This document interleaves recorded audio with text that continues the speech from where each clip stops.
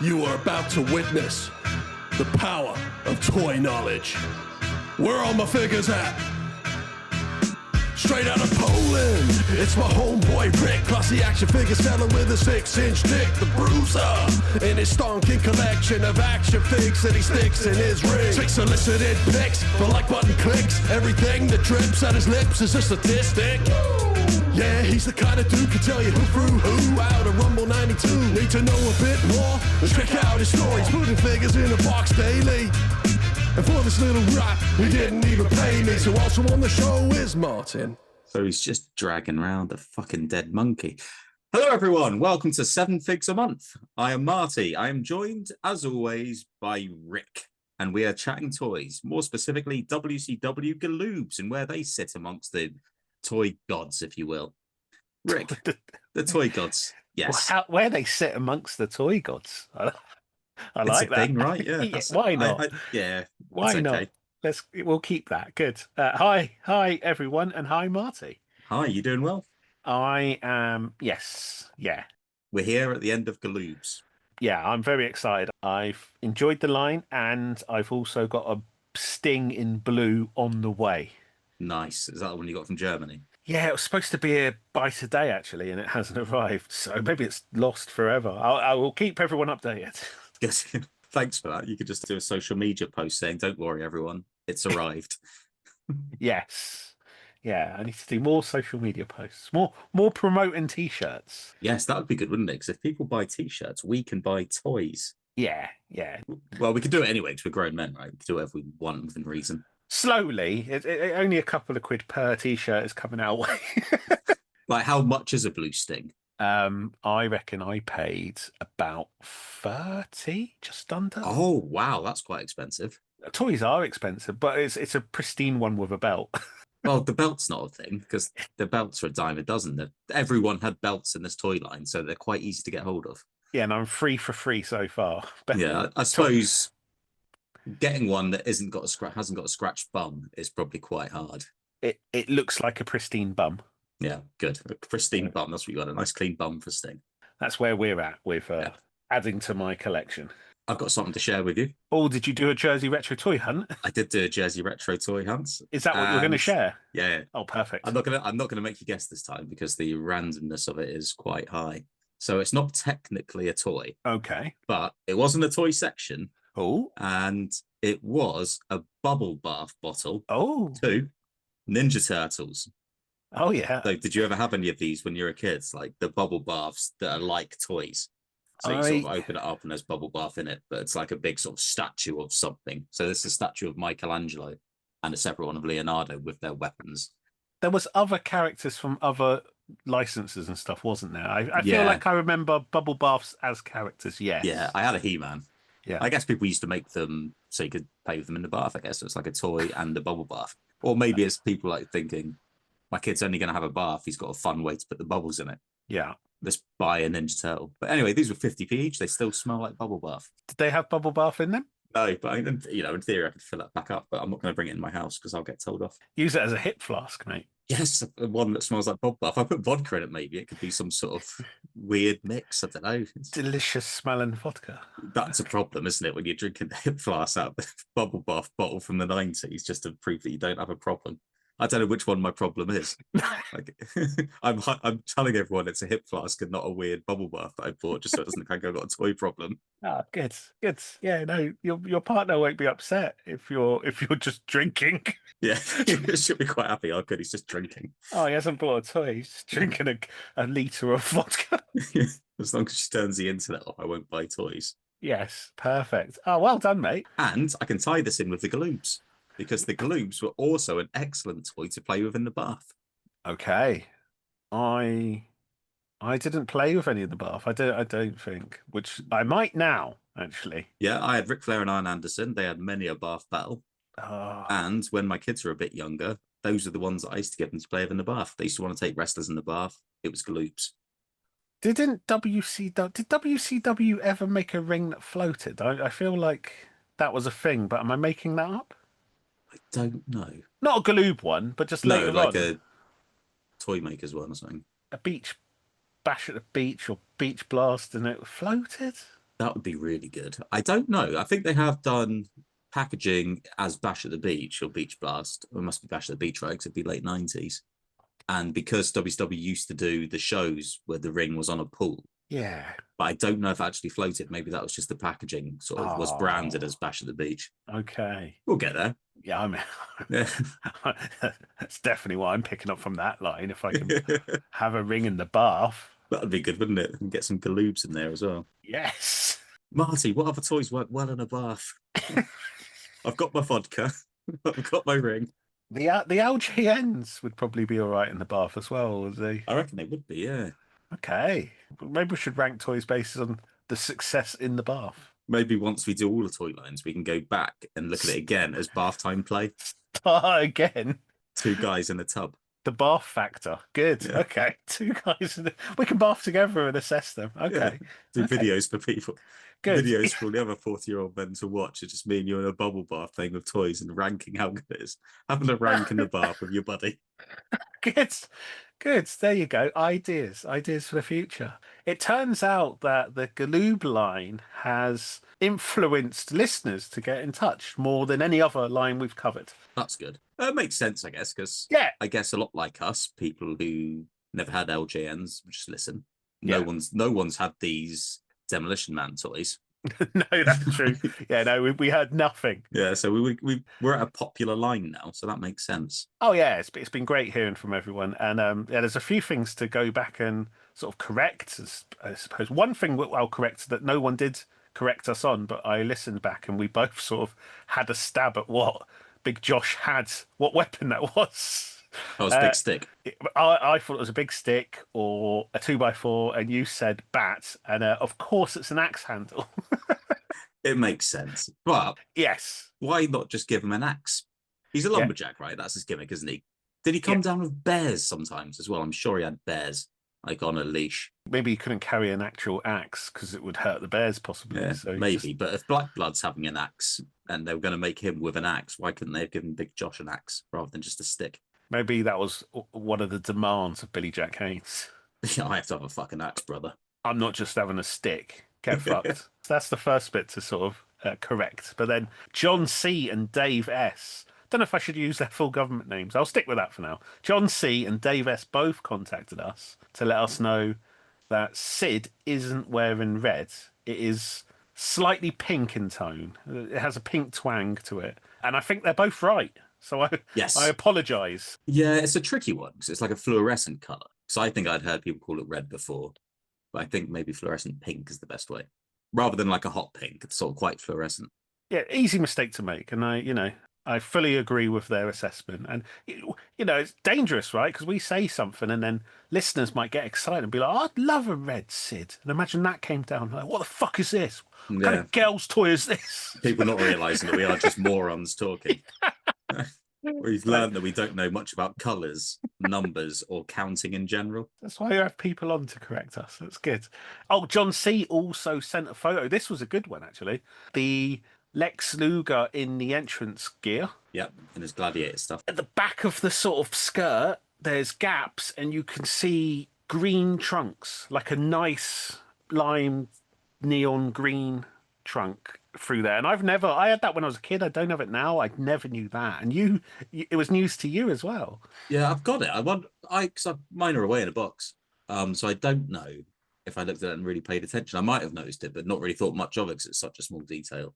Yeah. And John rightly pointed out, it's like, why didn't we get this Luger in Series 2 instead of the fictional attire? That would have been just a nice little... Oh, like in the trunks. So rather than the green trunks with the yellow stripe, that'd be so much better, wouldn't it? Yes. Little things like that are a bit of a letdown, really. And what bonkers detail to include, because no one would have, based on what these toys are and the period and stuff, if that was just all black, no one would have said anything. Especially like Galoobs. We haven't mentioned this before, but the painting on them is a bit shoddy.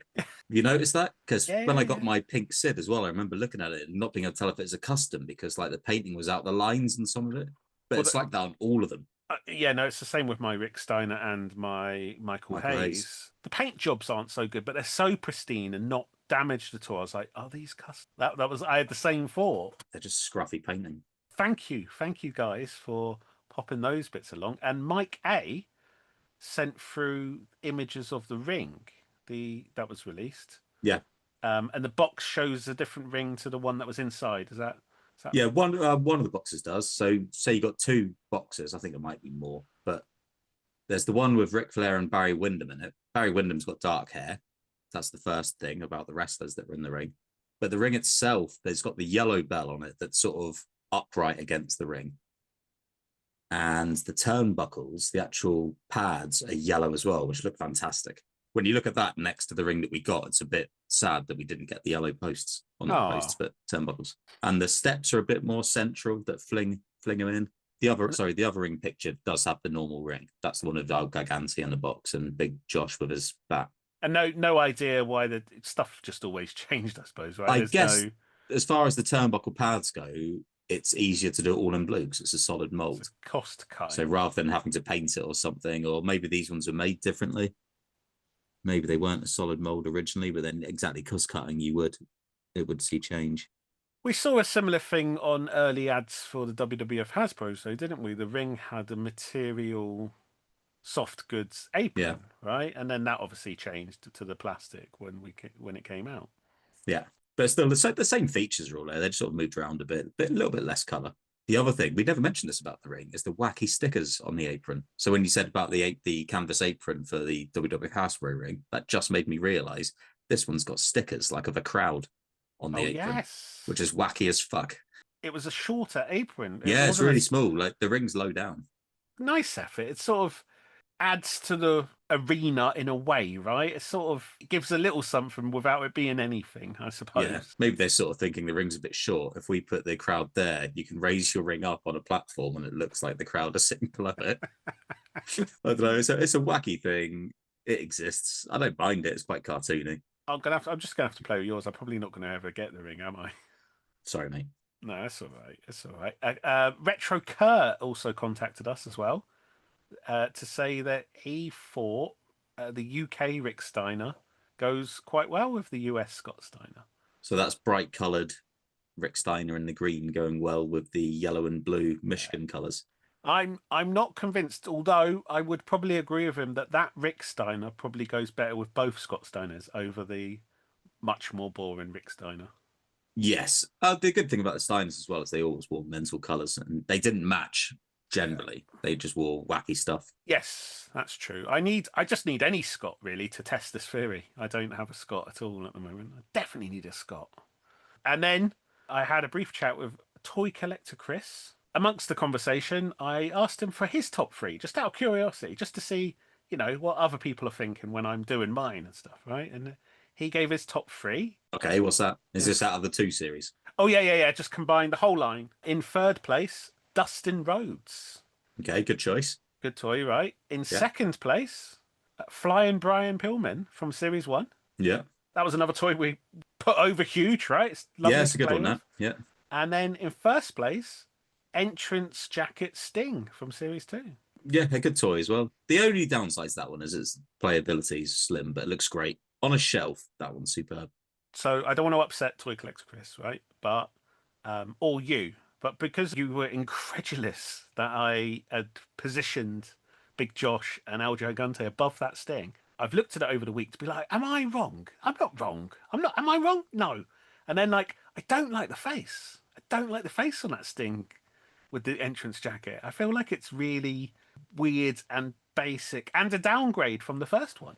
I would agree that the other one is better. The face, right? Yeah. Much better. And the gear is better, really. It's just the entrance jacket's cool. It is cool. It is. Hey, it was third. I just on my list. So, but no, it was great to read some of the listeners' top threes and stuff. Absolutely. I'd like more people to drop in with their opinions on them. We need to encourage stuff like that and offer a freebie or something. Let's not get ahead of ourselves. I got a spare Leonardo bubble bath from 1990 that's empty that you can use as a hip flask. There you go. Now we're talking, mate. Now we're talking. Thank you everyone for contacting us, and thank you everyone for listening. Because it's nice to get feedback. Because sometimes I suppose me and you would chat like this anyway, right? Yeah. But it is nice to know that other people do enjoy listening and having a rank. So there were some other things that were released. along with the Galoobs. Some things weren't done by Galoob. So as watchers that had like miniature figures of the Series 1, some of the Series 1 characters, like your big four. What were they about, do you know? The Watchers. Yeah.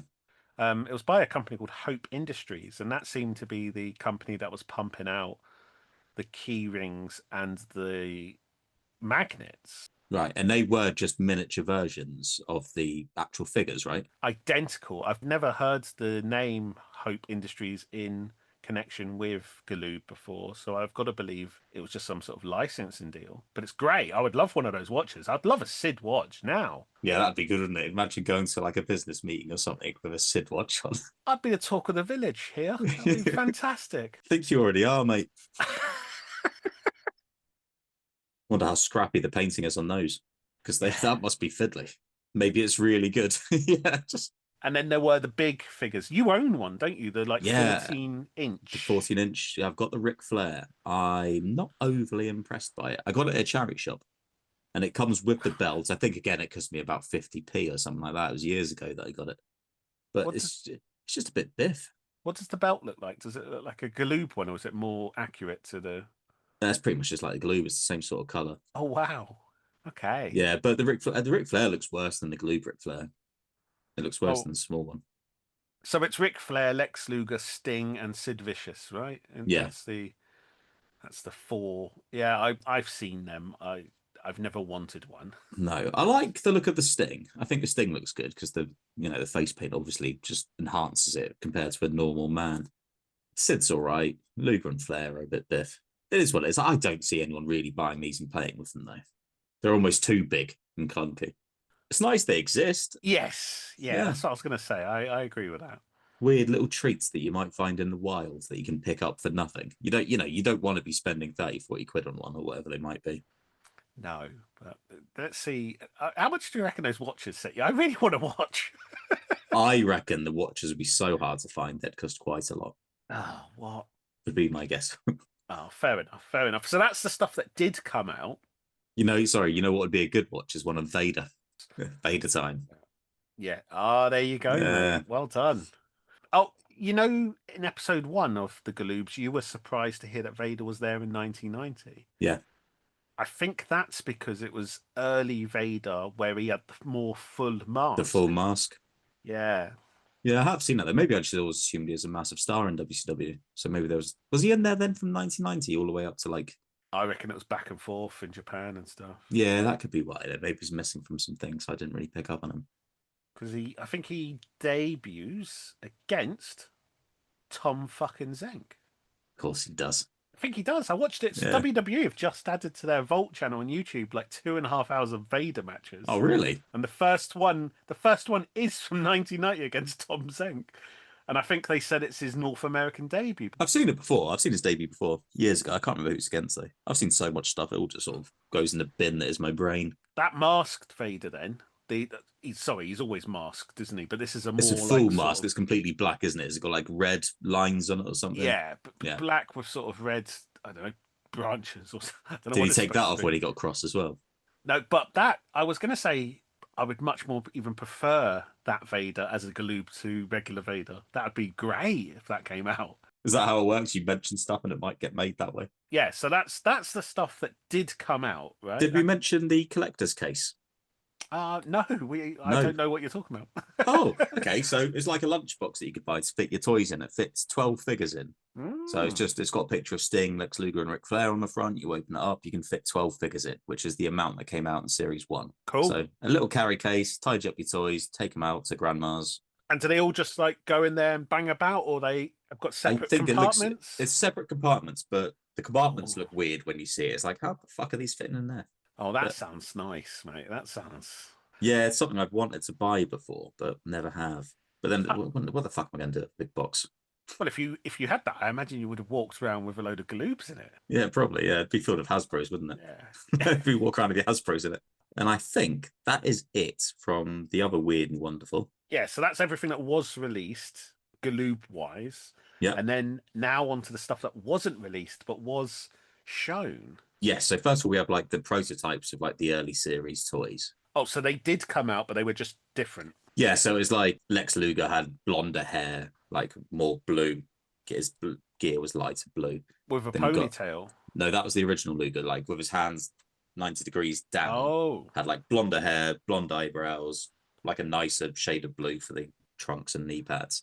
The other Luger had a completely different head. So the one that came out in the entrance gear, the weird gladiator thing that you hate the pose, had a ponytail. And a different pose, I think. yes, the pose does look different. It looks like his up arm is lower. This one looks better. It's this pose better. looks a lot better.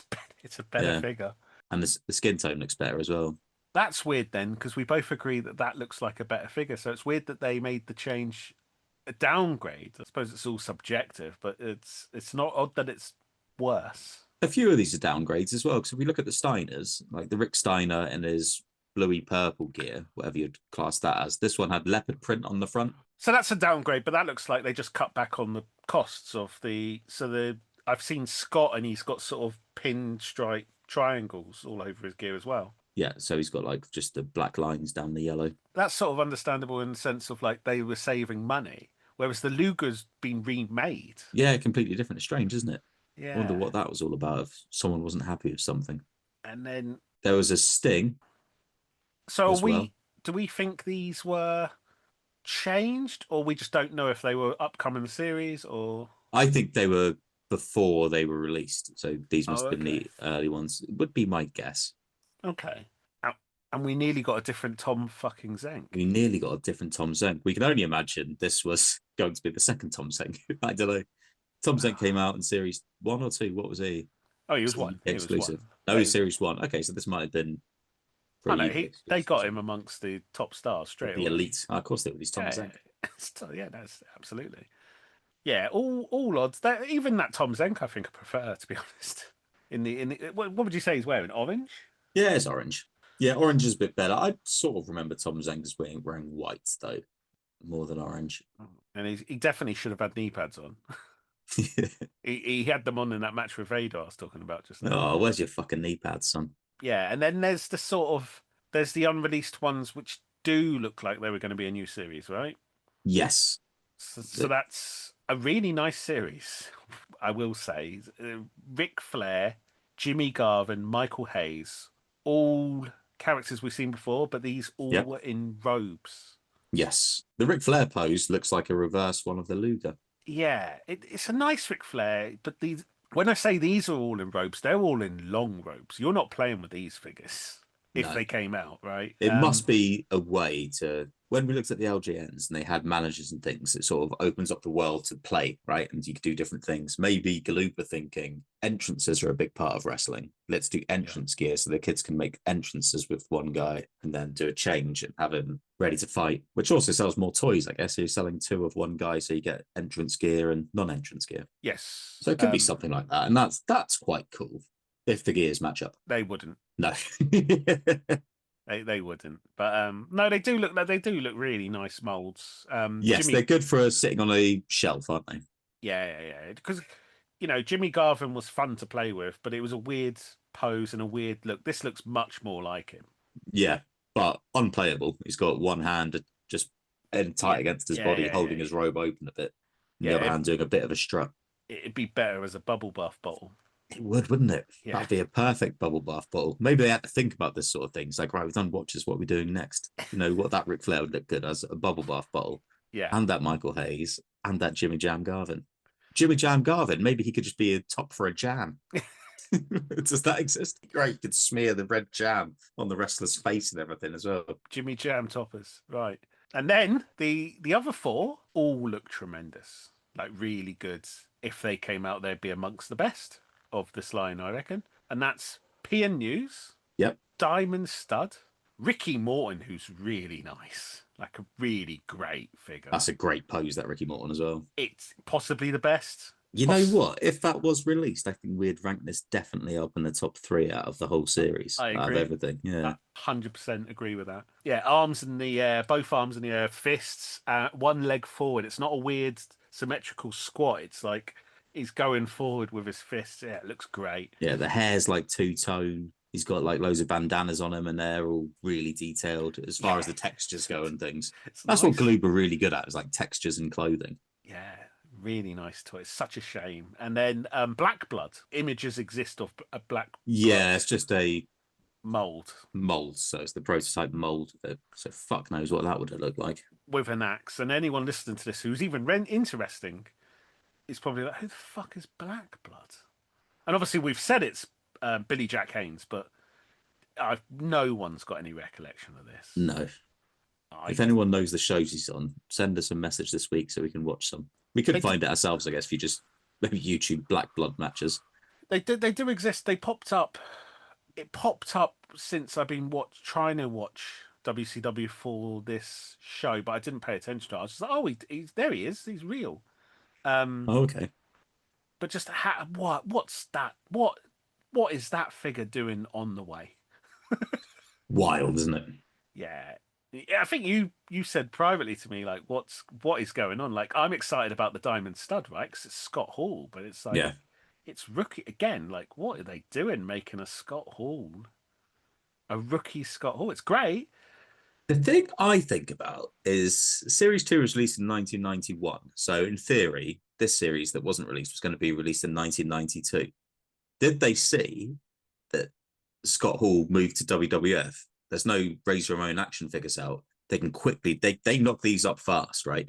So maybe they're thinking we can quickly get one of these out now. We're not going to get in trouble for it because this sort of thing happens all the time. And we're going to sell a Razor Ramon toy before WWF does. Very possible. I wonder, because it's the same with all these big companies, right? Like Galoob and Mattel now, that there'll be people working there, working on these lines that know nothing about wrestling. So Yeah. I wonder if there was someone in the sales department that just looked down the roster and went, who will look like the best toys? Like, who's the most toyetic fellas here? So PNU's a big, bright, big fat guy, bright colours. Black Blood looks like an executioner. Diamond Stud's he has a look, right? Scott Hall always had a look. So I wonder if it's that type of thing that went into those decisions. I don't know. Yeah, strange, isn't it? So when you watch Toys That Made Us and the Galoob guys that were in charge of it, they were well into wrestling. Oh, okay. So they would know. So I sort of think like that, and it's like I reckon it's something to do with cashing in on the fact that he's gone to WWF and they want to quickly get a toy out of him. PNU's is arguably another random one, right? Yes, that's what sort of makes my thought worse because these are random guys. And Black Blood, and fucking Black Blood. Yeah. We went through probably about 50 names in the first two shows. Of guys they could have made, yeah. Of superstars. And to see these, hey, and if I was working at Galoob, I'd be, come on, let's do a Diamond Stud and a Black Blood, guys. I'd be well up for that. The more obscure, the better. Maybe Top Rope Collectibles, they've recently done PNUs, 3 different variants, and they're doing a Diamond Stud, is that right? They're doing a Diamond Stud with 3 different variants. Maybe they'll do a Black Blood as well. Oh, that's the dream, right? Yeah. That's the dream. And as controversial as Billy Jack Haynes is, it's not really, it's just a masked guy, isn't it? Yeah, he could do anything. Yeah, it is worth mentioning that Top Rope Collectibles are a modern company that have sort of carried on the style, and PNU's is the only one that's available so far in terms of in people's hands. And from the sounds of things, they've done an incredible job with it. It does look really good. It looks the variant A, as they call it, is the same gear as the Galoob toy, and it looks pretty much bang on, doesn't it? Yeah, spitting image. And then Diamond Stud looks very similar. I think they might have made some tweaks to improve it. Again, it looks very similar, and it's a good effort. Have you seen a picture of the actual toy, or just like a drawing? No, I think they've shown. Yeah, they've shown. Oh, nice. I'm just on the website now, and they've just got a drawing on the website rather than a figure. The variants of PNUs as well, I really like the way they've gone for the sort of neon colours. That does look like what Galoob would have done for like UK exclusives and things. They're just sort of wacky colours, really bright. Yeah, I don't own any. I would like to. Yeah, I think I might try and get a PNUs. I want to see if it feels the same as well. I think I've heard people say that they do feel like the Galoobs. Because that's an odd sort of plastic, isn't it? Sort of like hard rubber. So not bendy like the LJNs, but not solid like the Hasbros. Yeah, no, I'm very keen. They've done, long may it continue. And we went through a load of names that could have been in the line, and Top Rope Collectibles have them in the works, right? They've got like a Marcus Bagwell on the way. They've got a Paul Orndorff on the way. Potentially a Too Cold Scorpio. Oh, okay. So yeah, they're doing some good stuff down there. So yeah, maybe support them if you love Galoob. Why not? Yeah, it's the only way things will expand, isn't it? Is people actually buy them. Send us some, and we'll review them. We'll rank them for you. We'll rank them. We'll rank all over them. So I guess the only other thing about Galoobs that we can chat about, the unreleased things, were the ones that did have articulation. Yes. So I was doing a bit of research on this. I could find out nothing really. It seems that no one knows what size they were, if they were before the original line or if they're going to come out after the original line. I can only assume it's before because Flair had left and Sid had left. So surely they wouldn't be making toys of them afterwards in like 1992, even late 1991. They'd left already. Yes. And then Luger was gone shortly after that, wasn't he? He must have been gone about 92. And then the Steiners weren't gone. So it must have been beforehand. They probably didn't have time to make them, is what my guess would be. But these would have been fantastic. You got these of your Hasbros. They're not amazing. The Rick Steiner's really nice. The Rick Steiner's fantastic. Rick Steiner's so toyetic as a figure. It's fucking brilliant. I don't think he's ever had a bad figure. Yeah, but like the Ric Flair's got green trunks, but they've got like leaves on them. Yeah. Lex Luger's trunks with the Confederate flag. Steiner's gear, brilliant. That could be Steiner gear, like really colourful. Sid's in a red singlet, not pink, red. And the Stinger's in green, which there's nothing wrong with those at all. With the weird attires like Flair and Luger, again, I wonder, is it just a toy company going, oh man, these are boring. Can we spice them up a little bit? It looks like someone doesn't have a fucking clue, right? Yeah. Like they might have seen Ric Flair, but only a picture of his robe. Someone's told them he wears trunks, assumed it's got a pattern on it. Yeah. Or something like that. It's the only thing I can think of. But the molds, like they're very repeaty. So Luger and Flair have the same body, different arms. Flair's got the same arms as Scott Steiner. Luger's got, by the looks of it, the same arms, or one of the same arms as Sid and Sting. Sid and Sting's arms are the same.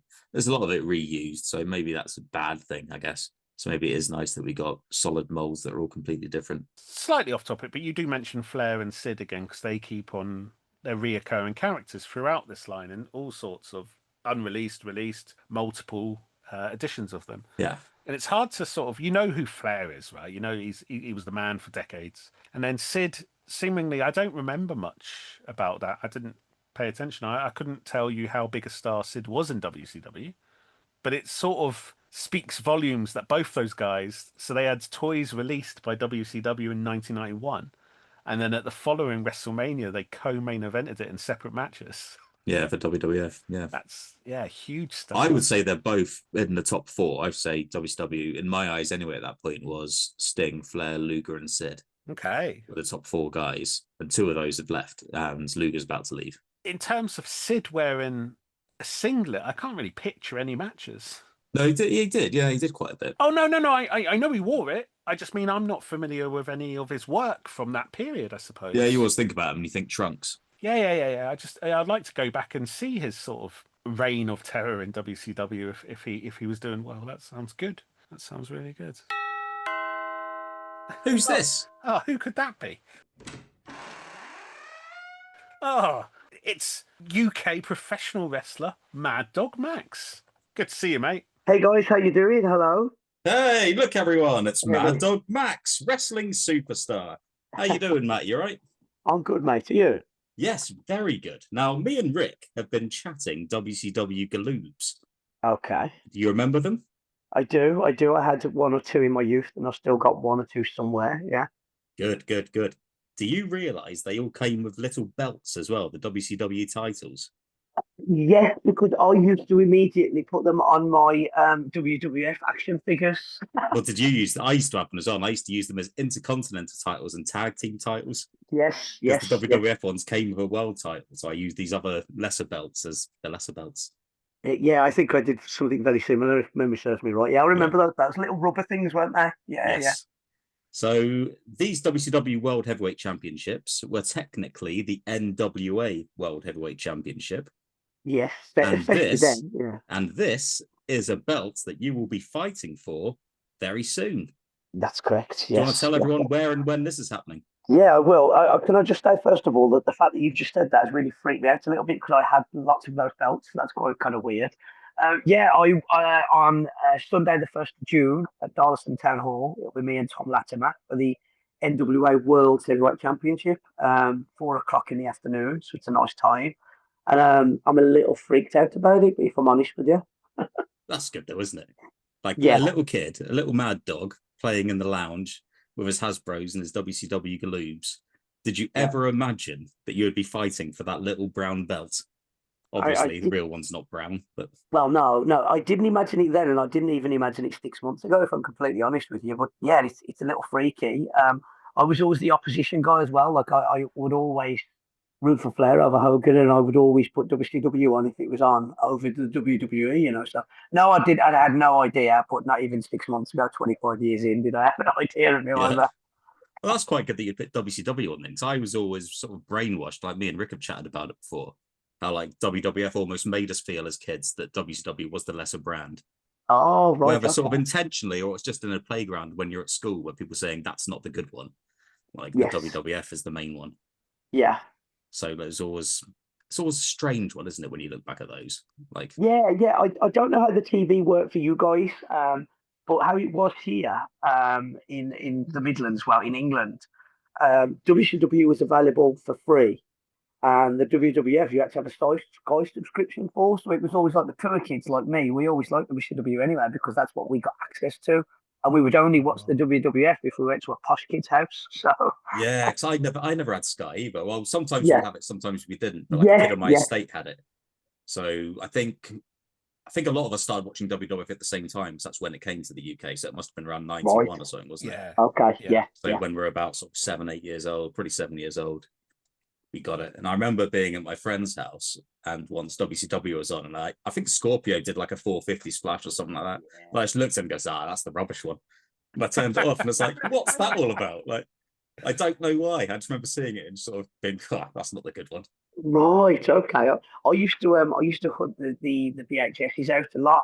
I can remember. I can't fully remember the titles, but I know that Lex Luger was on the front of one of them.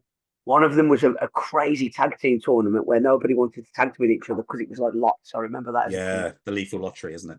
Yeah. I think one of them was like Capital Combat or something like that. Robocop. Yeah. And the truth is, I've still got them. They're buried under that over there. I wouldn't even show you because they're buried under loads of stuff. But I've still got 4 or 5 of them. It's good that you've buried them in your house. Mine are all buried in my loft, and I'm worried they've melted. They've melted. Yeah. We'll never know. I'm never going to get them out. When I'm dead, maybe someone can get them out and see. And if they all work, good for them. Mad Dog, is this upcoming match the biggest of your career? Massive. Yeah, it is. I've been lucky to have some really big opportunities. I think I spoke to you about this drunk in a pub in the past before, but going to Japan was huge for me. That was a massive deal. Wrestling in America was kind of big at the time. And I wrestled a number of big names, but it's always been names of guys when they're on the way up. Like I wrestled Johnny Gargano about 6 months before he was mega famous. He was internet famous at the time, but I don't really use the internet, so I didn't know who he was. So I've wrestled a number of guys on the way up, and I've wrestled a number of guys once they've already had their prime career on TV, if you know what I mean. Like, people like Tatanka and Greg Valentine and people like that when they're. I don't want to use the term on their way down because for a lot of those guys, they're already financially set. They're doing it to put something back or keep themselves busy. So I'm not running them down in the slightest, but it was like, they're either on the way up or they're in the twilight of their years. And then this one, he's in the prime of his career. He's a long-time friend, but he also happens to hold the world championship, of which I covered the most. It's a strange situation, but yeah, definitely my biggest match. It's class though, isn't it? Because the WWF, you'd never be able to wrestle for that championship unless you work there. The NWA, if you see like a legacy title, is the biggest, right? Yes, agreed. I completely agree. Well, how long have they been going for? I think I've written it down. So my 1905 is where their belt dates back to. Not just because before it was the NWA, they carried on that championship. They did, They formed the NWA. Yeah, I think it was called the NWA, but it was an alliance, was it? The A stood for something else. I think it was the National Wrestling Association, and then that became that belt, the lineage of the NWA belt became the National Wrestling Alliance belt. So a belt that was originally held by George Hackenschmidt could end up in your grubby little mitts. Oh, he'll definitely end up in my grubby little mitts at some point because I'm going to grab it and kiss it and rub it up against myself at some smell. Give it a good smell. Yeah, absolutely. See if the metal thing in the middle is a scratch and sniff. It sounds like you respect the title's history a bit too much to when you win it, throw it on the floor and declare the PWL championship Imagine, put it in the bin. the real world championship. So I imagine that won't be happening. No, yeah, you're right. When it comes to the respect part, I know I'm waxing lyrical with little promos and trying to create hype on it and going crazy. But the truth is, I've never been more in awe of something. To be honest with you, I think anybody that follows me on social media will clock that I've been in the gym twice a day, every day since I announced it. But like mentally, well, when it was confirmed that it would be a world title match, I just finished at the driving range playing golf with my kids. I got in the car, I got a phone call. It was confirmed that it would definitely be a world title match, and I cried like a baby for 10 minutes to give you an idea of how much respect I have for it. And yeah, I don't mind admitting that I cried like a silly little baby. Oh, nice. Good. No, good. I like a bit of passion. Yeah. It's missing in wrestling. It is. That is impressive, because you were bigging it up beforehand just on Facebook saying you got an announcement later, biggest match of your life. And I was like, oh man, I'm intrigued, because I never messaged you to see what these are, because I just want to sort of sit back and just sort of look, when you announce it, I'll see it then. You did that, and I looked at it first of all, and I was like, it's a strange one. And then I saw it's for the World Championship. I was like, there we go. Got the weird link. Yeah. It's not, it's not weird. It's only a split second, but it's that split second of seeing it. You go, I didn't know who to expect. I know you've had like $1 Million Man over and things like that. So I was just trying to think, like, before you'd done it, I wonder who it is. Yeah, then it was like, it's the championship that's the thing more than anything. Yeah. And to be honest, Tom Latimer, I keep going to call him Bram, because whoever I get introduced to first, that name is etched on my brain. So I keep going to accidentally call him Bram. He's Bram in my head, He's a very long-term friend. He's a guy that I respect a hell of a lot, and he's on my bucket list. So for me, that is part of it too. But I think like EC3's recently had the belt, and Brodus Clay had the belt, and a number of other people, and Nick Aldis. There's been some really, really good champions in recent years.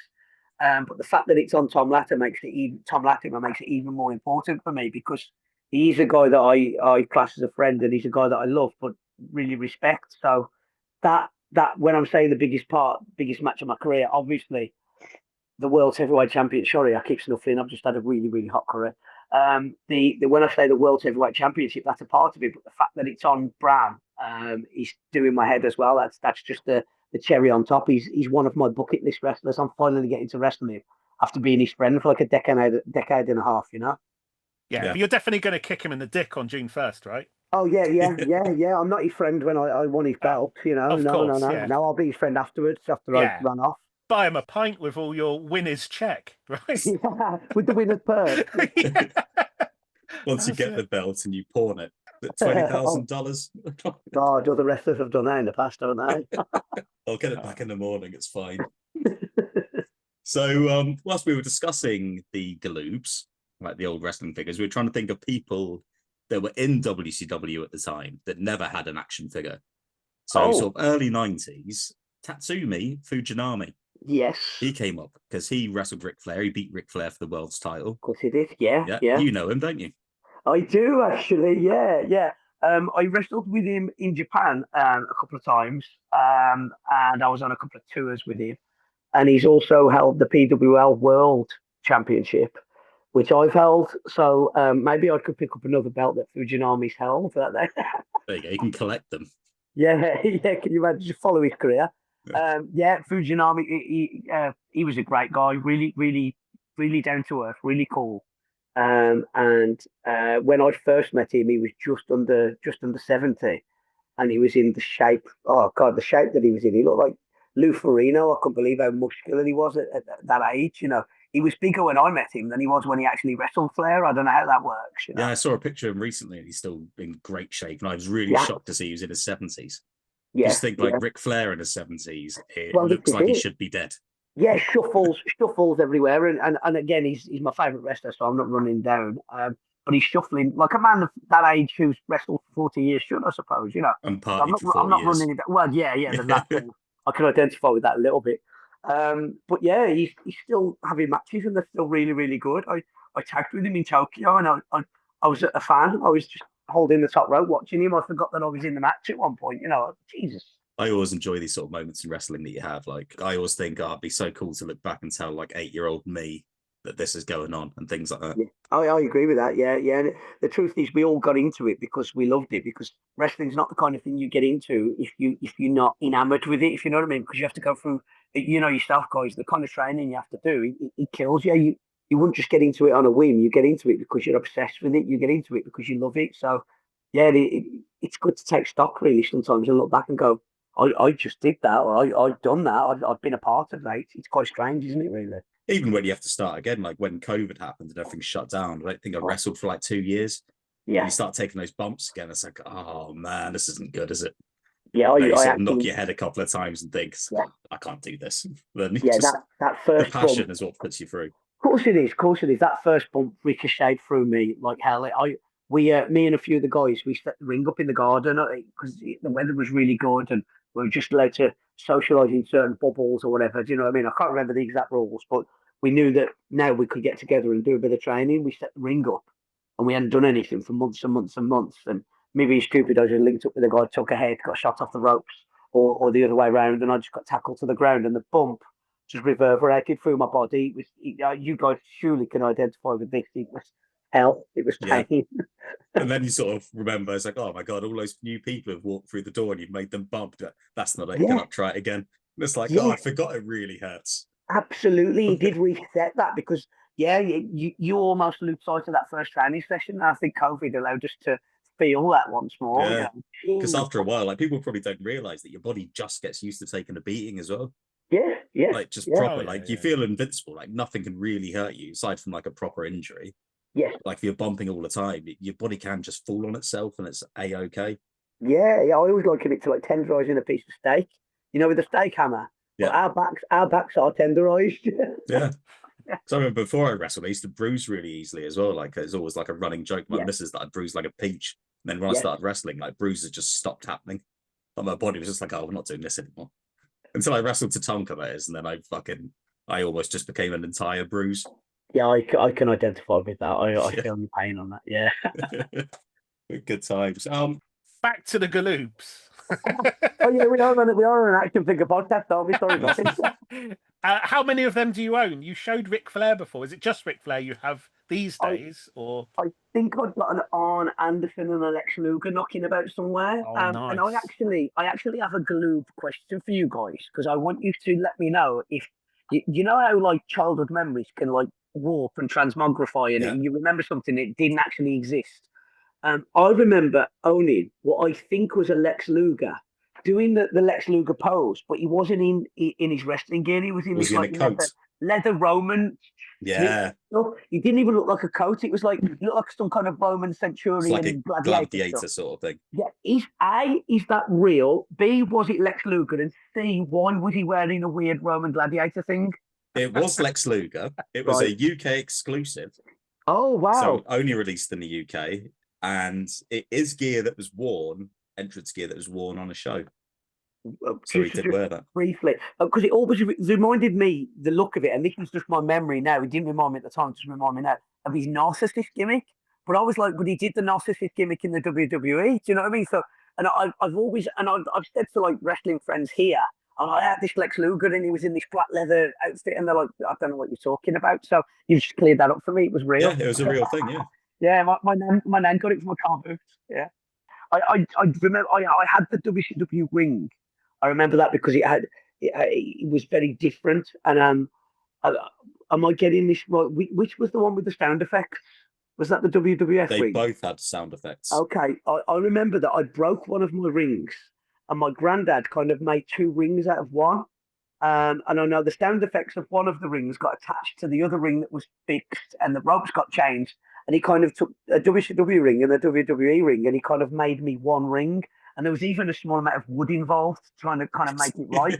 Yeah. It was like buttress because I kept sticking the wrestlers into the middle of it and cracking it. So there was like a wood panel in there as well. He did a really good job. I remember that. It was like it was a hybrid. It was WWE brought out WCW, 15 years early in my house, back when men were men and they could build stuff.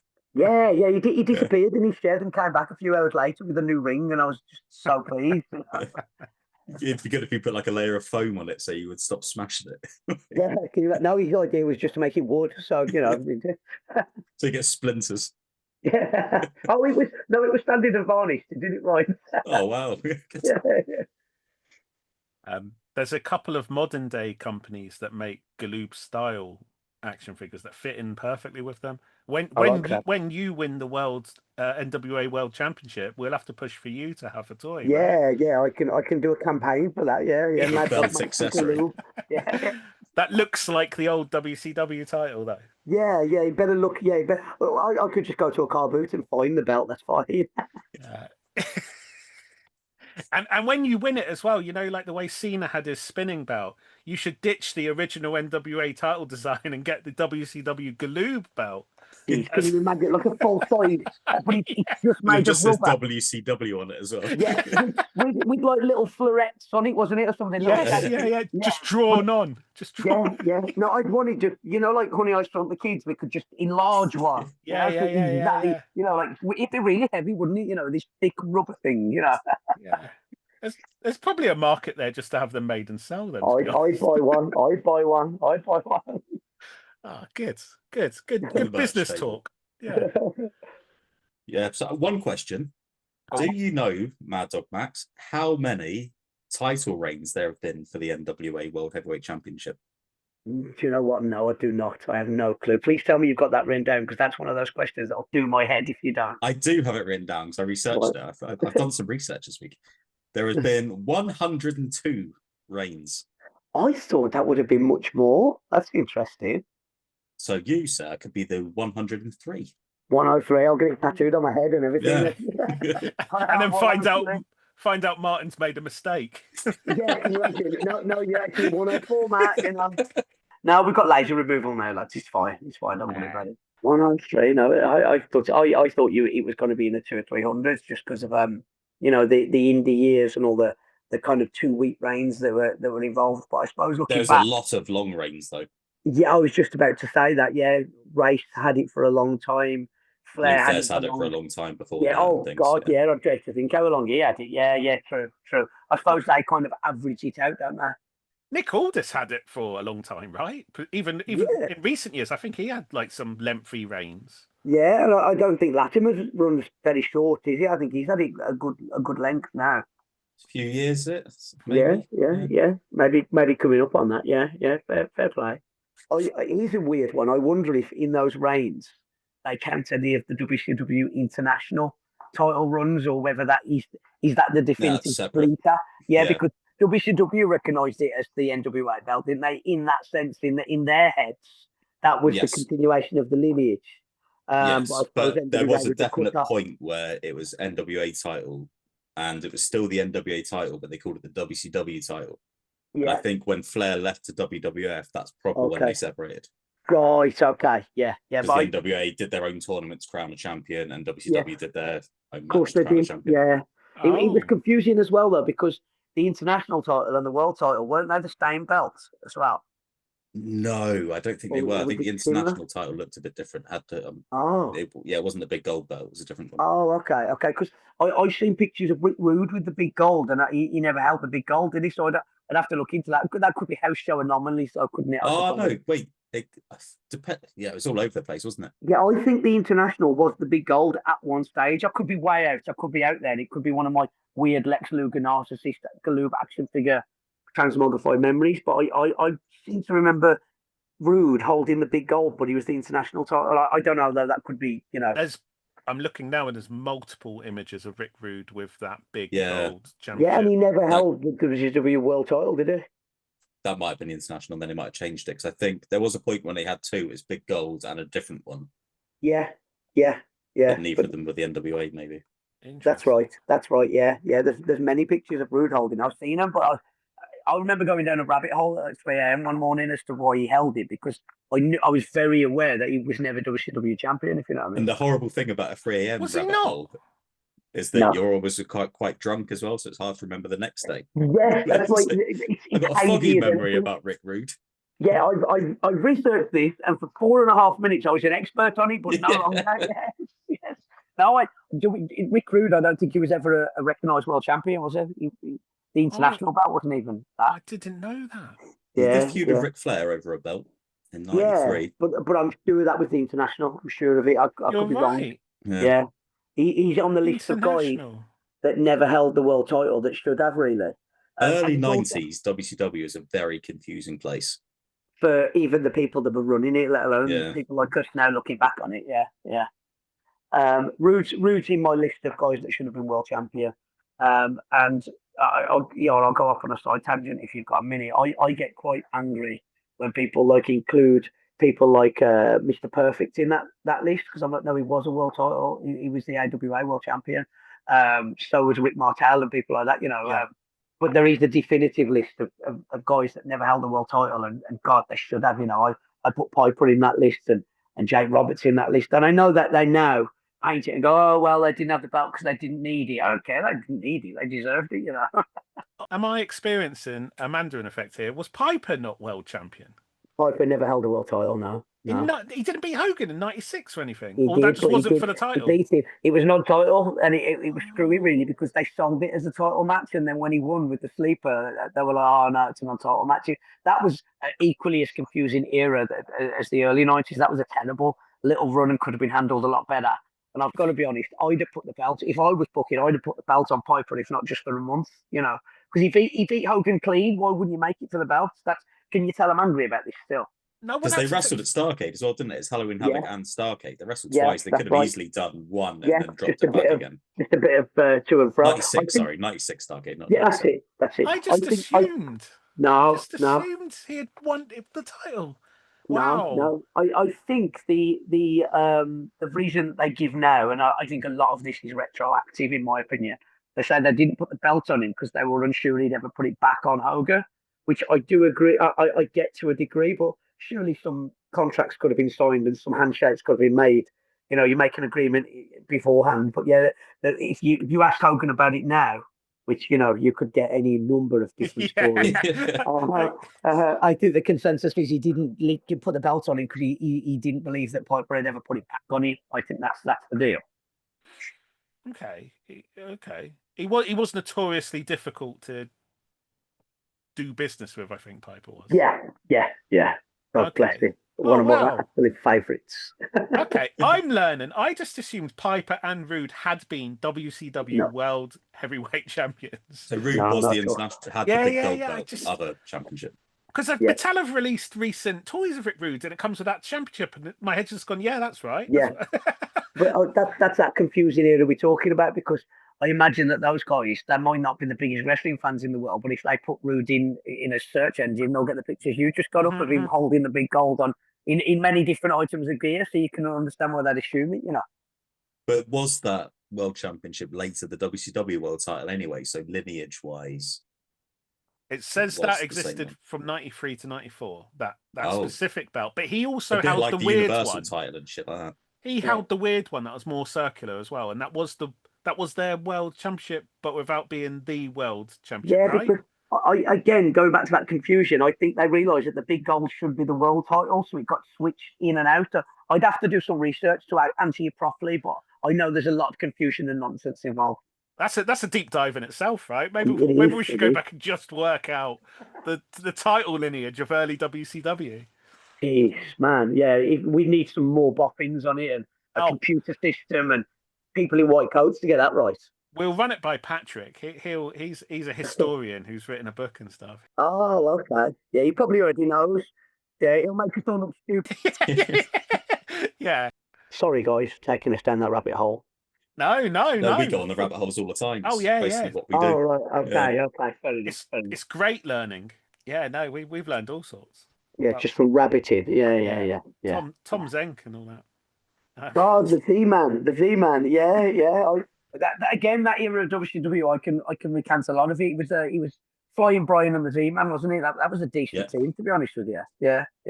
There's the Z-Man action figure. Ah, God, yeah, he does not look like him. I'm going to go now, lads. All right? Okay. Enjoy your NWA World Heavyweight Championship. Good. All right. Well, thanks, Mad Dog Max, Nah. and best of luck on Yeah, yeah. June 1st. Yeah. Well, listen, I'll end it on this in that, a little plug for the show. I think we've put it over anyway, but I will heartily say it is the biggest match of my career. And if anybody is listening into this that's ever watched me or enjoyed even 2 minutes of me, of a silly promo or one of my matches or whatever, please come along because it is the biggest match of my life. I am nervous about it. I am preparing for it like a boxing match. I'm in training camp, and as you guys can see here, I'm drinking cordial instead of beer. I've even knocked beer on the head, which is surreal for me. It's ridiculous, but yeah, I'm really looking forward to it, and I appreciate you lads letting me come on here and plug the show and just chat a bit of nonsense to you and take my mind off it for a while. So thank you guys.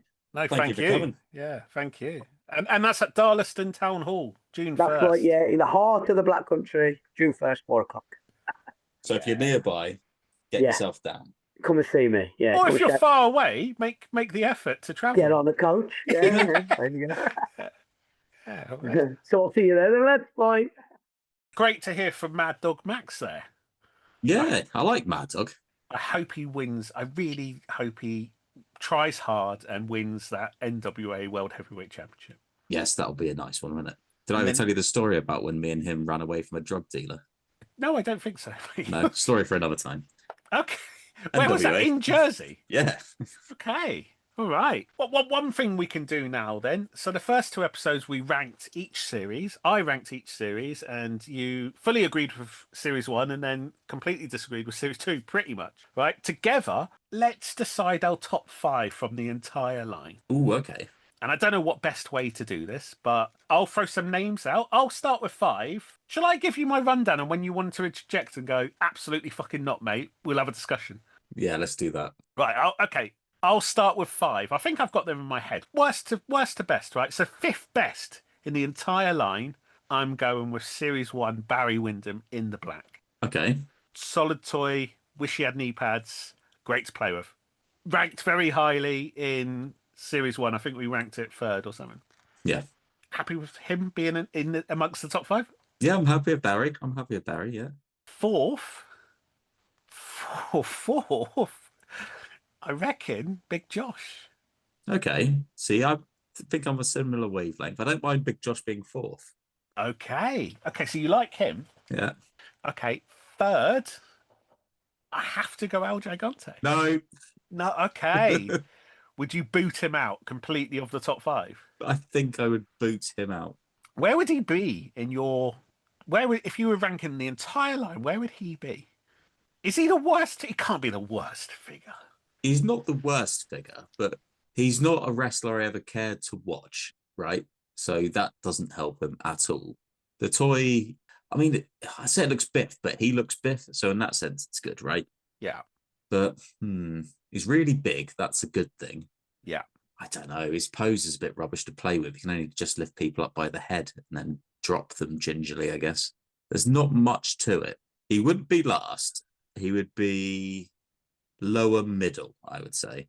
Okay. Of the whole thing. So to help you out, I will say that I've not got Rick Steiner in this top 5. I reckon that's who I have instead of Gigante in this. You would have him 3rd. You would say Rick Steiner Series 2 is better than Barry Windham and better than Big Josh. Yeah. Okay. Bright coloured Rick Steiner, I really like. Would he be your favourite in the entire line? No, I don't think so. No. Okay. Well, do you know what? I'm happy to listen to reason, and I'm happy to include him 3rd if you want to have that. You can have a small victory there. Happy to punt El Gigante because you're so offended by it, and I'll give you the edge because you have it, and I've never touched it. Right, so maybe when I touch my El Gigante, I'll be ashamed. Right. Been there. Okay, so all right, and I do have that Rick Steiner in. It is an excellent toy. It is, and we're talking the lime green one with the weird symbols on it. It's not really anything, is it? Yeah, squiggles. Okay. So we've got Barry Windham in black, Big Josh, Rick Steiner, Series 2, and then 2nd, I was gonna go Sid in the red /pink. Yes, I would say the same. I'd go pink. And that might sound crazy because I didn't have him above Big Josh and El Gigante in Series 2, but I did say that was only because we had seen him before, and first time round, he was just behind the Sting in black. So I do love that Sid toy. He's right up there. He is absolutely right up there, and it's an excellent toy, and I need it. I agreed with you last week that if I was going to get one Sid, it would be that one, and then I managed to find a promo shot of the Four Horsemen. And it's Series 1 Flair, it's Series 1 Arn Anderson, it's Series 1 Barry Windham without the knee pads. Yeah, that's a good one, isn't it? And it's Series 1 Sid in the black. And now I'm like, I need that Horseman, all four. I think that would take precedence in my collection. If I could only then pick up one Sid, it would be the Horseman one. But yeah, no, this, in terms of ranking top 5, that red/pink Sid is number 2. And then you have to go Sting, and I don't even know what one, but Series 1 Sting for me. Yeah, I think when we looked at it last time, it was like blue's the most iconic one. The black one probably is the cooler looking one. So I would say the black one's better one. See, I think we reversed it now because I think I would go blue. I understand totally though. Say for example, we're going to put a WCW toy in our Hall of Fame of toys. I would pick the blue one, even though I think the black one's better. I think it's got to be the blue. The blue one's the one I've got on the way. That's the one that everyone had the blue one that I know who had toys. I'm sure people did have the other ones, obviously. But yeah, the blue one's the iconic one to me. Yeah, go on then. So yeah, he's I was going to say he's got to be number 1 on everyone's list, but we have seen someone else's top 3 and he wasn't there. So, so I think that's a solid list. Well, again, we need these lists populating somewhere so people can see them. People can send us theirs now as well. Yeah, do that, please. Let us know. I'm always interested to see what people think's the best one. Do you know what I mean? It's interesting. I love it. Even if you can't be bothered to list your favourites, tell us where you'd place Al Gigante. In the toy box or in the cabinet?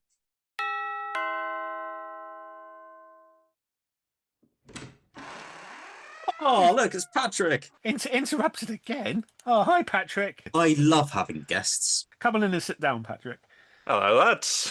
A resident wrestling historian, author, podcaster, referee, promoter, mustache wearer, grey t-shirt man. Much wealthier from all those endeavours since we last spoke to you. And not remote. I don't think I've done any of those things since I last spoke to you, in fairness. Liar, you've got a mustache now and you're wearing a grey t-shirt. Mustache and grey t-shirt, but yeah, not big earners. For anyone who's wondering, he looks just like Dan Severn. Dan Severn impersonator. We will add that to your list of jobs. Maybe you could do kids' parties. Kids love Dan Severn. Yeah. Mummy, can I have Dan Severn? Nobody can have the next best thing. Patrick W. Reed. Kids love Dan Severn. There's the episode title right there. It could be worse, right? It could be Dan Severn loves kids. I hope he never listens to this. I'm more scared of him than I am of Tom Zank. More fool you. Could you imagine if Dan Severn turned out he loves Galoobs and he heard there was a new podcast out and they're talking about Galoobs for a few weeks? Man. Dan Severn would be a great Galoob, wouldn't it? He'd also be a good guest on the show now. He would. Patrick, obviously we talk toys here, right? And your podcast, Bunkum and Ballyhoo, have you ever thought about talking to any toy companies and having the characters you talk about made as toys, like South Africa's Masked Marvel as a toy, as an action figure? That would be excellent, wouldn't it? It would be unusual. So, if you don't know, the Masked Marvel from South Africa was a professional wrestler in the 1930s and 40s who got killed in a shootout with the police because he was part of a pro-Nazi white supremacist. This sounds like it could be a whole big toy line. There could definitely be a toy line of wrestling's biggest, like, horrible pricks. The name of the line would need a bit of work there, Patrick. I don't know if wrestling's most horrible pricks would... I don't know. That sums up perfectly. It needs some workshopping. Yeah. Well, I would support that. I would buy those. I don't know if I'd buy it for my kids. Hey, look at this little Billy. It's wrestling's most horrible pricks. Is that what you said it was? This time it's all murderers. That's it. Did you ever own any of the WCW Galoobs, Patrick? I didn't. I think I mentioned last time I spoke to you, I didn't really have any wrestling toys growing up, and I only have a few now that I've just sort of picked up over the years recently. You've got loads now. You've got over 10, I reckon. If it is over 10, it's a 11. it's a very close over 10. Yeah, and it might be 11. Okay, fair enough. Well, that's a nice little collection. Okay. One day we'll do an episode all about Patrick W. Reed's toys. You can rank your toys to us. Yes, we'll rank Patrick's That toys. would be very good. I'll send you the toys that I've got, and you have to rank my collection of. Okay. When's your birthday? Because it could be a special show.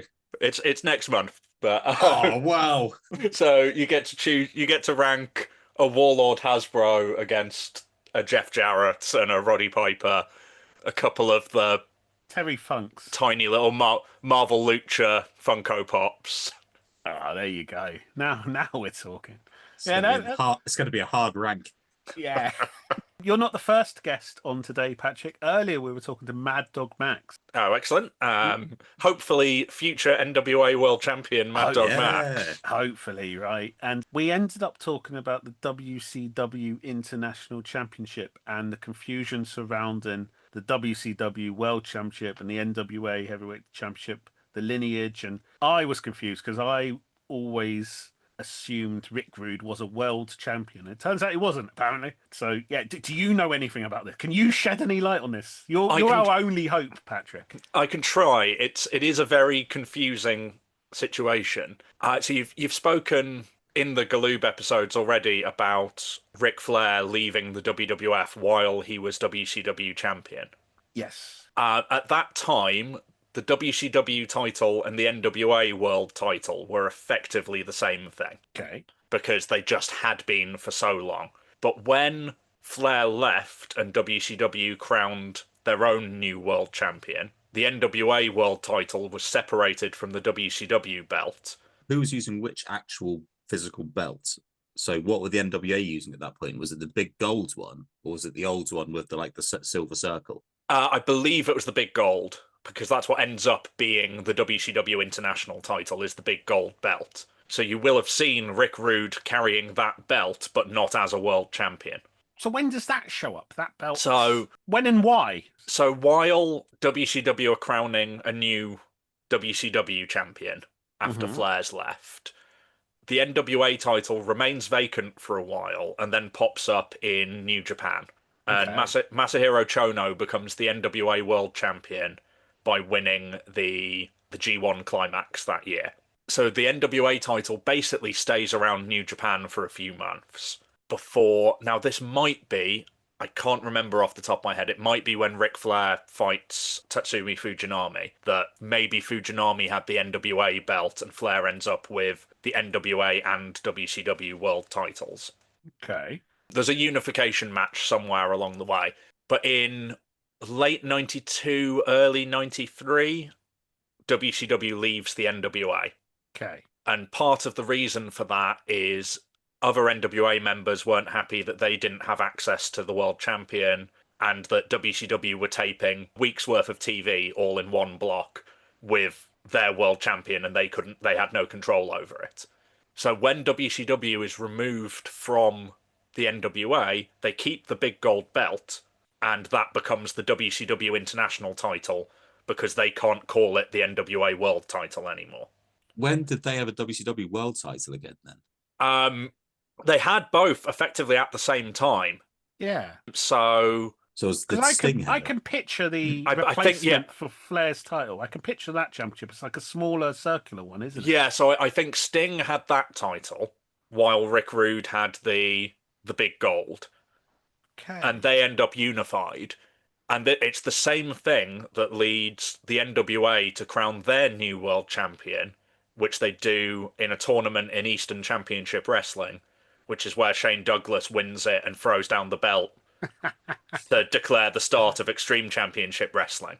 So this weird WCW International belt, the NWA title ending up in New Japan, and the start of ECW as we know it, all stems from Jim Herd letting Ric Flair leave with the belt in 1991. Okay, because when Flair comes back and he fights Vader for the World Championship, that's that small circular one, isn't it? It is, yes, yeah. Interesting. So it's so messy. Yeah, so that is the belt that Flair fights Vader for would be the sort of replacement world championship Yeah. for the big gold, while the big gold at that point I think would probably already be in New Japan as the NWA world title. And it works its way back to WCW, and they just keep hold of the physical title belt, even when the NWA don't let them call it the NWA World Championship anymore. So really, it's just really confusing. It is, and Yeah. I was to make it more confusing, it was actually called the WCW International World Championship. Brilliant. And it wasn't supposed to be the WCW International Championship. It was supposed to be the World Championship for a made-up organization called WCW International. And that WCW International would be sort of a made-up version of what the NWA is as a governing body. Kind of like how New Japan now, all of their championships are the IWGP belts. Noah have the GHC, the Global Heavyweight Championship, I think, which is this tradition in Japan of there being effectively made-up governing bodies that declare these titles, because it gives them more credibility than just saying, oh, it's this company's champion. You say, oh, this is governed by an organization bigger than us, and WCW International was supposed to suggest that. Oh.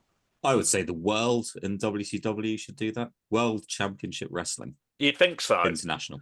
But it's the same situation that WWE ends up in repeatedly, of having two different world championships. Yeah. Like, at the moment, they have one that they call the Undisputed Championship, Which is disputed. while there's another championship. Yeah. And sorry if I missed it then. And how do these become one again? The International Championship and the WCW World Championship. Is there a unification match at some point There is. between like Rude and Sting or someone like that? Let me just double check. Or Rude and Flair, possibly. That rings a bell. Yeah, I was thinking Rude and Flair. It ends up being Sting and Vader, because Oh. Rick Rude gets his suffers his back injury. So Rick Rude never loses the belt. Vader subs for him and loses to Sting. And then Sting loses it to Flair, and that's the unification match. As ever with WCW in the 1990s, all roads lead back to Ric Flair winning the World Championship. Yeah, there's no. Where else can you go? Like, there's not another creative route. We're out of ideas. Just use Rick. Just use Rick. Another thing that's come up, Patrick, in this episode, and you won't have heard it yet because you're on it, right? We've been talking about Black Blood. Are you familiar with this character? Because he was going to have a Galoob action figure. Now, you would have heard in the first few episodes that we're saying, like, they didn't do the Road Warriors. They didn't do Cactus Jack. They didn't do One Man Vader. Gang, Vader, Bigelow, any of those stuff. Black Blood was on the way, though. Oh, was Black Blood Billy Jack Haynes? Oh, Yeah. it was Al, the podcast's favourite murderer. I'm not editing that. Just ruled unfit to stand trial, by the way. Oh, there you go. Yeah. So, did he even do it? We'll never know. But almost definitely. Yeah, he definitely did it. All right. Yeah, so previous to looking at these WCW Galoobs, I don't know if I was aware Billy Jack Haynes ever signed with WCW. I certainly didn't know he was a character that looked like an executioner, or that he was penciled in for an action figure. This feels like a huge Mandarin effect. They loved bringing in someone at that kind of level and needlessly sticking them under a mask. Have you ever seen Super Invader in WCW? Yes. I've heard the name. Who was Super Invader? Super Invader was Hercules, Hercules. Oh, yeah. wow. Yes, I've seen that. just under a mask, managed by Harley Race. I don't know if the idea was he'd be Harley Race's guy while Vader was in Japan. Okay, that would make sense. But, also not making sense. I only very recently learned that that was Hercules. Yeah, I think I knew that. Would- I knew that one. Would that be to try and make it look like they weren't just nabbing talent who didn't have it anymore in WWF? I don't think so, because I don't think they were ever particularly worried about that. I think it's a much more carny thing than that, in that they probably want you to think it's a bigger star than it actually is. Because Rick Rude debuted under a mask but took it off on that night. And his opponent in his debut match, wasn't that Tom fucking Zenk? Oh, I don't know. So that was he the Halloween Phantom in his It was the debut? Halloween Phantom. Yeah. Oh, was that Tom Zenk? I don't know. You're saying Tom Zenk's fighting everyone on their debut match. I think that was his position on the card. Let's have a look. Who was Rick Rude's debut opponent in You know the WCW? classic saying, though, if you can't have a good match with Tom Zenk, you can't have a good match with anyone. Oh yeah, he's the measuring stick for sure. And Vader, It was Halloween Havoc 1991. There you go. The WCW Phantom versus the Z-Man. There you go. And Rick Rude's second match in WCW was against Firebreaker Chip. Good. Was his third against Todd Champion? Yes. Yes, it actually was. Yes. Oh, fantastic. If you're trying to sell tickets and you're trying to sell pay-per-view and you've got Rick Rude who's about to debut, would you really call him the Halloween Phantom and put him under a mask? Or would you like build up Ravishing Rick Rude a little bit? It's a strange choice, isn't it? Yeah, that's it. Again- We don't care about money. After doing the Black Scorpion, of doing the whole mystery intrigue, it's Ric Flair. Yeah, you don't want to keep going to that. No, yeah. Odd choices, odd choices, odd choices. All right, is there anything else we should... RoboCop? RoboCop, Patrick. Tell us about RoboCop's wrestling career. I don't think I know anything more about RoboCop than what you've already talked about. It's a Turner Movies tie-in for RoboCop 2. I'm kind of disappointed they didn't do more of it. Not just with RoboCop, just with whatever Turner movie was going to be on TV that way. Maybe that's what Oz was. Was Oz because The Wizard of Oz was going to be on Turner Classic Movies? It probably was, wasn't it? Now, did you know, going back to Oz, our friend Chris, he messaged me the other day and he said, if you didn't know Kevin Sullivan wore a mask and managed Oz, you probably haven't heard the monkey story. Oh, no, I don't. Are you familiar with the monkey story? It rings a bell. I don't. Did they try and put wings on a monkey to do a flying monkey? Well, what it was is thing? Kevin Sullivan was told to come down to the ring with a monkey. And I watched a shoot interview that Chris sent me, and Kevin Sullivan sort of laughing a little bit. And he said that the monkey was terrible. It was like he's supposed to be trained, but he was biting everyone.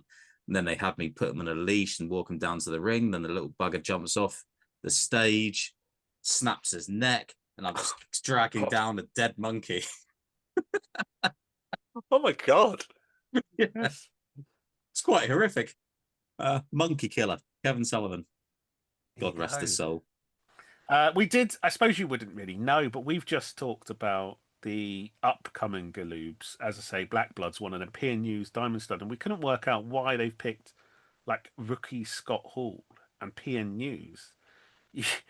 Yeah. You would just be hazarding a guess, I'm sure, but like, why would they be in the lineup over like potentially Rick Rude and stuff? Ricky Steamboat. Yeah, I wonder how much is taking a gamble on someone becoming a star. I think WCW wanted to get quite behind PN News. I think he was in some big matches, wasn't he? He was in a scaffolding match, from what I remember.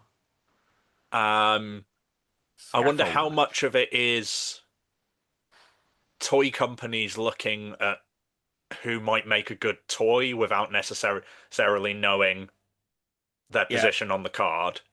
Just said that to Martin. I was like, because they're toyetic guys, and that's one of the only logical reasons for the selection I can imagine, really. Yeah, and it might be to do with contracts, whether, because I don't know how things worked between WCW, the NWA, New Japan, whatever other stakeholders were involved, that Rick Rude was working New Japan. So maybe merchandise was a different situation in his contract. Maybe that would explain, because Great Muta seems to be like a massive exclusion, right? Yeah, I think so. For Muta and for Vader, they would be New Japan contracted wrestlers appearing in WCW. Okay. Yeah, that for 1990, 1991 to not have Vader as one of the toys feels like a big oversight. Right, yeah. But I think that would be because his contract was chiefly with New Japan, not with WCW. Even Norman the Lunatic. Oh, fuck off. Hey, But he was all over TV though. he was on pay-per-views like tagging with the Road Warriors and Yeah. stuff. Yeah, the Yeah. Road Warriors feel like a massive oversight. Yeah, it seems odd. It just seems like because you can understand sort of people leaving the company, but it seems crazy that we haven't even seen prototypes. Or maybe like, oh, they were in the works, but they were pulled. No, like nothing. It's Yeah, just yeah, seems that was my odd. next thought. Is it a Jeff Jarrett situation where the Road Warriors weren't sticking around in one place long enough for their toys to ever get made? Maybe, yeah, There's not an Abdullah the Butcher, which I think that'd be a great toy. it Yeah. would, wouldn't it? Yeah, give. Ah, what could have been? We'll make all these though, Patrick. We'll put them in the world's biggest pricks line or whatever it is. Uh, I'm sure Abdullah's a great guy, actually. Um, no, I'm not going to say anything on that. Oh, why not? Yeah, no, we'll leave it there then. he's, All right. he's probably fine. Oh, did I? This should be an entirely different episode. Have you Most ever? of what you say Yes, should sorry. be an entirely different episode. I messaged you about this, Rick, but have you heard of Titanes and El Ring, Titans of the Ring? Oh, Which is yeah, what yeah. this framed picture on my wall behind me is a poster of, which was an Argentinian wrestling company that ran No. from the 50s to the 80s and has had various sort of revivals since then. They had like really big cartoon gimmicks far earlier than anyone else. So they had aliens, robots, Wow. the Okay. the Invisible Man. The only way they could get it on TV at one point was by claiming it was educational. So they had like a character would play Julius Caesar, so the commentator could tell the kids about ancient Rome and stuff like that. It's brilliant. They had two different mummies. It's fantastic. All of the matches are about 6 minutes long, and they're brilliant. One of my favorites, there's El Ejecutivo. It's the executive, and he's just a guy in a suit who occasionally will stop wrestling to go and get his secretary to take down some minutes for him or to take a phone call. Great, really good gimmick stuff. But they had a spin-off in the very early 90s called Rambo y sus Titanes, Rambo and his Titans. And it was based off of the toy range from the Rambo animated series. Brilliant. So You've not heard of this, have you, Martin? No, I don't think so. Well, I might have heard it, but been drunk. But it's either a 6 or an 8-sided ring, but it's all set up to look like it's in a Vietnamese prisoner of war camp. So it's like actual ropes for the ropes, like watchtowers with spotlights and searchlights surrounding the ring, and then like rocks and leaves and set dressing everywhere. And then guys just playing like really over the top cartoon versions of characters from Rambo. But because it's from the toys, there's like 4 different coloured ninjas. The guy playing Rambo wears a horrible plastic face mask to make him look more like the action figure. And there's a few different characters that wear these like really horrible masks. And then there's a kind of like goodies and baddies team, and they're led by like Colonel Troutman, Rambo's boss, is the leader of the good team. And then there's like a cartoon evil general leading the heel team, but they're also both the referees. Yeah. Genuinely, Patrick, this is worth an episode. Because we're in like loads of toy groups, myself and Marty, and you'll see the standard toys people talking about and collecting and swapping and buying, the Hasbro's, the Galoobs, LJNs, even bootlegs. People are into bootlegs. I've never seen these come up beyond you. Yeah. Well, because they're not wrestling toys. It's a toy line that became a wrestling show. Completely unrelated. But because there weren't enough characters in the Rambo toy line, they flesh it out with like 3 or 4 other characters just from Police Academy. So good. So good. Yeah, no, absolute bonkers. this is worth a proper look. A proper Yeah, look I into... was trying to. I was talking about it on a different podcast on Dog Zone 9000, and I was trying to find out anything I could about this show. And I found these box sets of toys that you could get in Argentina at the time, and it was 5 figures, and the toy range was called Heroes or something like that, and it would just be a Superman, a Terminator, something from Aliens, something from Police Academy, Proper toys. and then a WWF guy or whatever. So it was just, they clearly just got the molds for completely different toy ranges. There's no effort made to make them look like they're part of the same range, and just boxed them all up together and sold them as if it was a set. And one of the clips that I found of this show, the ring announcer is promoting an upcoming show at the whatever arena they're running in Argentina, and said the first 100 children to buy a ticket get a free WCW action figure. So this actually brings it full circle to WCW Galoobs. There you go. Because I think they all got an El Gigante. The best of Series 2. Wow. And Apparently. they're in Argentina, so they're going to love El Gigante. Oh, Perfect. Would you prefer El Gigante if you were Argentinian, Marty? yes. Oh, there you go then. Yeah, local hero. Perfect. All right. And well, huge. Yeah. Oh, And him and One Man Gang had their Hair versus Argentina match. and that's when One Man Gang had to become Akeem. No, Akeem. I know. So in WCW, I'm sure Kevin Sullivan performs like a magic ritual to turn him back into the One Man Gang when he comes back. Oh wow, if that's true, that's Like stupendous. after he's been Akeem in the WWF, Kevin Sullivan turns him back into the One Man Gang. Was there a monkey sacrifice in that as well?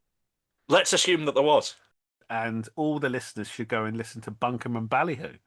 Yes, please do. I would appreciate that. It's taking a bit of a break at the moment because I'm starting work on a new book, so I don't have time to do all of it. Book. But I'm excited. it's the book about wrestling? It is very early days, but it's a collection of stories from wrestling history. Some of them are stories that there wasn't room for in the first book. Some of them are stories that I've looked at on Bunkum and Ballyhoo, but I'm looking at from a different angle here. Some are just interesting people, weird stories that don't really get talked about in wrestling, going back to the early 20th century. There's some I've done a lot more first-hand research into this than I did into the first one.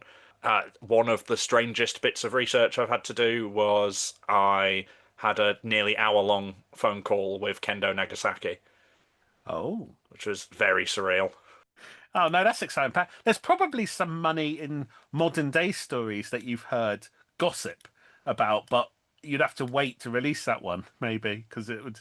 Because you've told us plenty of juicy stuff that can't be said. Yeah, probably not something to publish. No, wait. I did have someone leave... The worst reviews of Kayfabe, my first book, are all MAGA fucks. It's all complaining that it's too woke and virtue signaling and stuff like that. And one of them suggests that I talk too much about things like fascism and white supremacy in the first half of the book, and then I stop doing it later on, presumably because those people are still alive and I'm scared of being sued by them. And it's like, well, it might be because the first half of the book deals with the first half of the 20th century leading up towards the end of the Second World War. And these were quite important things going on around that time. What can you do? Hey, great that people are reviewing it, right? I saw a couple of those. I did see a couple of those reviews. I'm always happy that those are the bad reviews. That no one, I'm sure there are people who think it's terrible, but none of them have taken the time to leave a 2-star Amazon review for it. Good. No, buy Patrick's book. Read it yourself. Give it a 2-star. Give it your own 2-star review on Amazon. And it's a really big book, so you can bludgeon someone to death with it when you're done. There you go. Kill a monkey with it. All right. I don't endorse that. No. All right, mate. Well, no, thank you for coming by. Yeah, thank you for having me. We'll see you again soon. Yeah, all right. Thanks, Patrick. Bye, Patrick. Right, thanks. Bye. Oh, I love Patrick. He's great. He's a Oh. knowledgeable whiz, isn't he, when it comes to wrestling? I like it. Obviously, we steer off topic. We do anyway, but then we go right off topic with Patrick. But I like those they're the type of conversations. I used to live near him in London, and just that's how our conversations would go. We'd be talking about wrestling, and then a name would come up, and be like, "Oh, what do they do in this company?" Yeah, so it's very much par for the course with our relationship. So I'm glad he's bringing that to this podcast. And definitely, if you like wacky and wonderful stories, go check out his podcast. It is really good. It's really short as well. Yeah, you end up listening to loads at once, just because in an hour you can listen to a bunch of episodes. Yeah, which is nice, refreshing. It's just him giving you historical facts about crazy characters that you've never heard of. Yeah, no, big fan. All right, well, they're our guests. No more. Hopefully, no one else interrupts us now. And I suppose the last thing to do is compare this line overall with the other lines we've seen. Okay, so Right. Last Action Hero, we decided was better than Demolition Man. Oh, I would say going forward, any line we're looking at, in my eyes, correct me if you disagree, is looking to be better than Demolition Man because that's bottom. That is not enough effort, not enough variation. That deserves its place bottom. It's the worst line we've seen. Now, maybe there'll be worse. Sure, it's possible. And every line we look at now will be trying to beat the LJN line in my eyes. Yes, so what I was going to say is that's the bottom. LJN's currently top. LJN was so big, like the amount of characters it had, managers, that's what made it good, I would say. Yes. Playset wise, Galoob's probably a bit better. You know, the ring does a few more things. You've still got the cage. Yeah. It's the lack of more characters for Galoob that means it can't overtake that. We're looking at about 30 figures. Yeah. With a couple of questionable variants. Yeah. Factory errors. The figures are nice. Overall, they're great. I think there's so much more that I prefer about them over the LGNs. I prefer the size of them. I think I prefer the way they look as well. I think they're more my cup of tea. Oh, they're much more realistic molds. Yeah. Yeah, I like them, but it's just when you look at it all together, it's not quite enough. That's the issue. It's just not enough. And it's something that a lot of toy companies have as well. I mean, LJN even had it. They had unreleased stuff like a Piper's Pit and things that never came out that would have made it even better again. Last Action Hero we looked at, there was loads of unreleased stuff with that. Like, toy lines tend to get cut off before they die a lot of the time. Do you know what I mean? So this is very similar to Last Action Hero in that we could see stuff that was on the horizon and it looks good. Yeah. And that's the issue. So I would say it does go Demolition Man, Last Action Hero, Galoob, and then LJN. I would say Galoob is better than Last Action Hero. Just, I think the figures are better and there are more of them. No, so a comfortable second for the WCW Galoobs.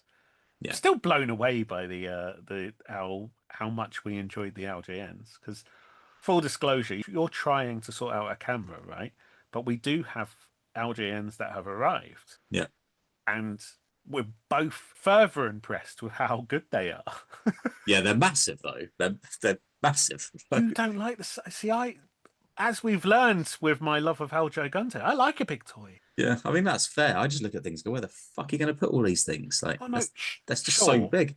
Yeah, so far I've got one, and it's manageable.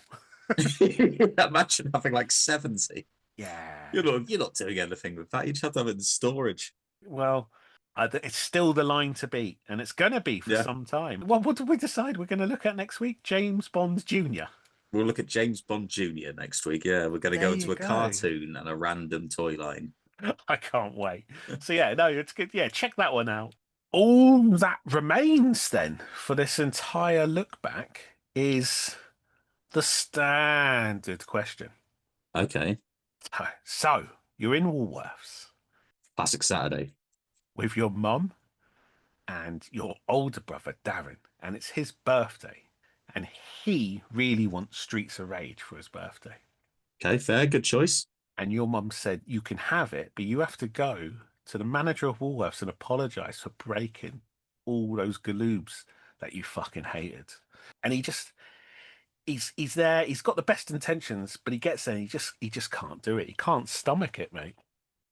I'm not surprised. He's like a kind of character. Oh yeah, no, he's not saying sorry for shit. And he spotted that there's a Mega Drive set up in Woolworths with Streets of Rage that he can play.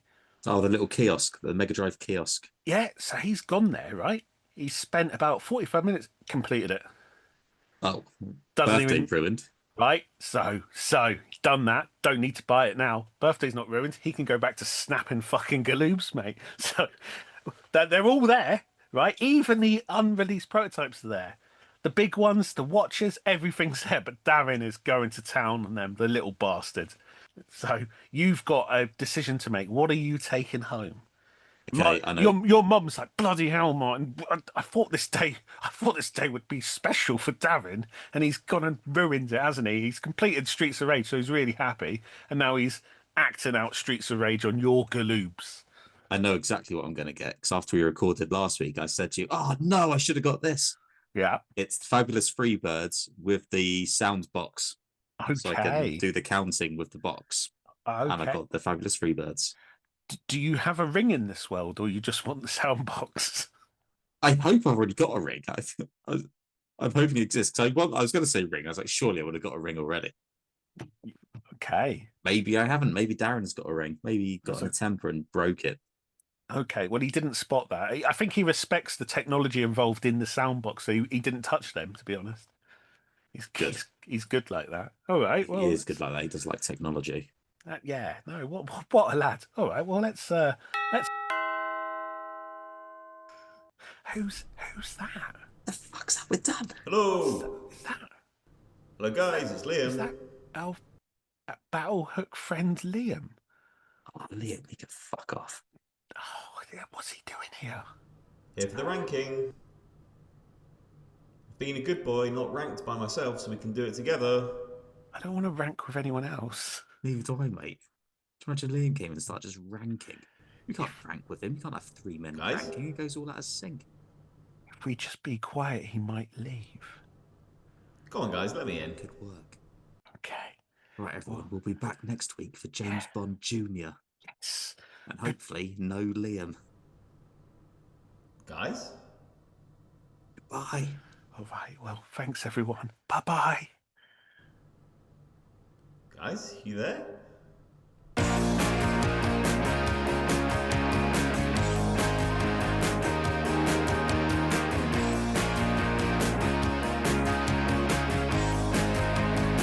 There's a rumor going round and I really need to know the truth.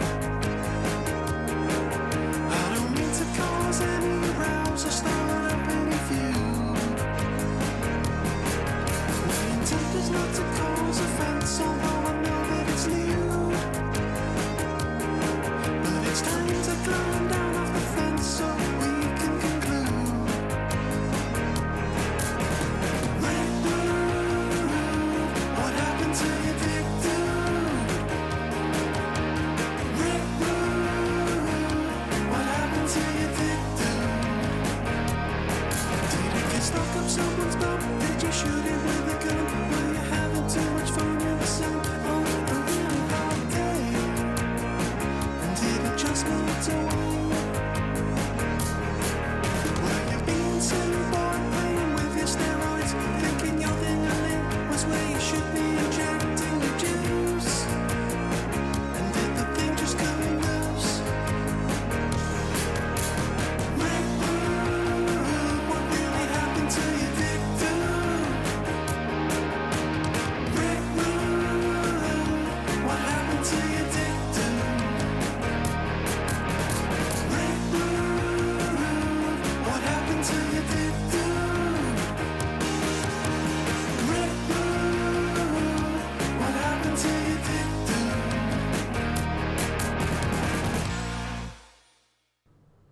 Marty? Rick?